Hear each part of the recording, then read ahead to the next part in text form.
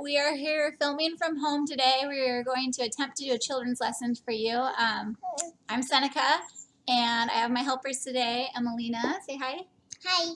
And here's Mr. Arlo. And, well, we will see how it goes. So our children's lesson today is on forgiveness, and that's a big one. And we're going to talk about the story of Joseph. And a little of the backstory of Joseph is that he had a bunch of brothers, and they were all jealous of him, and they didn't really like him a lot because he was favored by his dad. His dad kind of liked him more than he liked his other sons, I guess. And Joseph was given a beautiful coat, and his brothers were not. And he had some dreams that kind of made his brothers more jealous of him. Yeah, so eventually, when Joseph was about 17 years old, that's a plane going overhead. That's what that noise is in the background. When he was about 17 years old, his brothers sold him into slavery. And then, over a series of events and a series of years, quite a few years, Joseph actually ended up working as the governor to Pharaoh. So that's a pretty important job. So Pharaoh was kind of like the president, and Joseph worked right under him, and he was in charge of all the storehouses in Egypt. And the storehouses is where they kept all the wheat. And that's really important because the other thing to know is that during this time, there was a huge famine in the land, which Joseph let Pharaoh know was going to happen by telling him what his dreams meant, because God told Joseph what the dreams meant.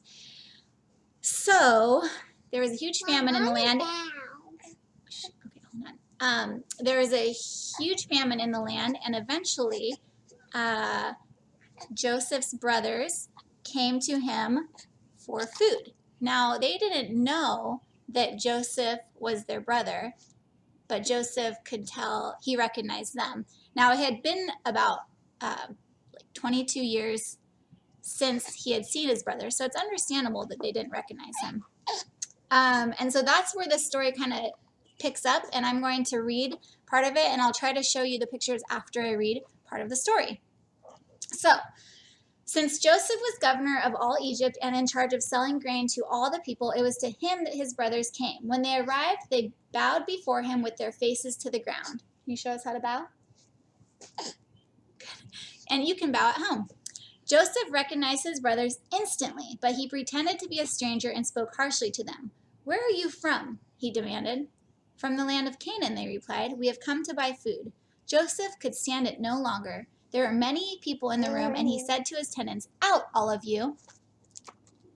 Here's the picture of his brothers bowing down to him.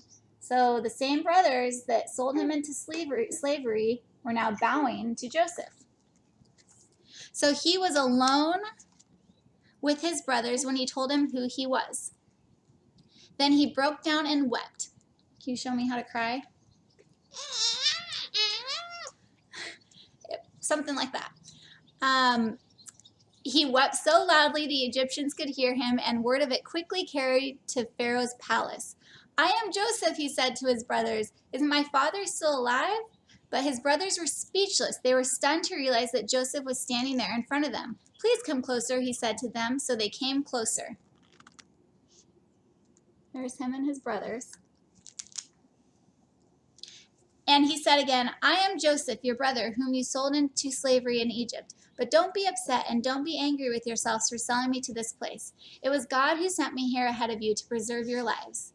This famine that has ravaged the land for 2 years will last 5 more years, and there will be neither plowing nor harvesting." There's Joseph with all the wheat that they have in Egypt, which they don't have in Canaan because of the famine. "God has sent me ahead of you to keep you and your families alive and to preserve many survivors. So it was God who sent me here, not you. And he is the one who made me an advisor to Pharaoh, the manager of his entire palace, and the governor of all Egypt." Then Joseph kissed each of his brothers and wept over them, and after that they began talking freely with him. So can you think of a time that someone hurt your feelings? Maybe tell that to your mom or dad. How can you forgive someone when they hurt you? If they did something wrong to you, how do you forgive them? Well, forgiveness is really important, and it talks about it a lot in the Bible. Jesus talks about it a lot. Okay, well. Oh, that's a good idea. You can forgive someone by giving them a hug. In Matthew 18, Jesus tells Peter that we forgive 70 times 7. So not just once. If someone does something wrong, you don't just forgive them once, but you keep forgiving them and keep forgiving them 70 times 7 times. And even more than that, Jesus wants us to forgive. In 6:14, it says to forgive others, and Jesus will forgive us. So if you want to be forgiven for your sins and your mistakes, then you should forgive other people for their mistakes as well. So I have a little bit of an experiment today to show what happens when we don't forgive and what happens when we let those feelings kind of bottle up inside of us. Kind of like what happened with Joseph's brothers. So they were jealous of him and they really didn't forgive him for some of the things that he might have done or some of the ways that they felt. And so instead they let their anger boil up inside of them until they kind of popped and sold him into slavery. And so we are going to see how that goes. Hopefully it works. And let me just lay this munchkin down real quick. And then we will get out, it's a basic baking soda and vinegar experiment, basically. So you could do this at home. It's half a cup of vinegar and a fourth a cup of water. And we're going to pour that into our little baggie. It's a sandwich bag. Kind of stinky, huh? We're not big fans of vinegar over here. And then we're going to drop into that bag a little tissue folded up. I have 3 teaspoons of baking soda in there. And we will see what happens. I'm going to move a little bit so that I don't drop it on the baby. Okay, hopefully you can see this.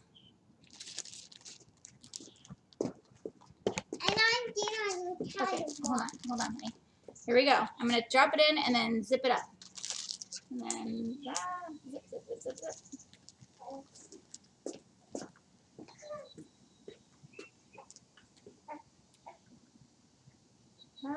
It's filling up.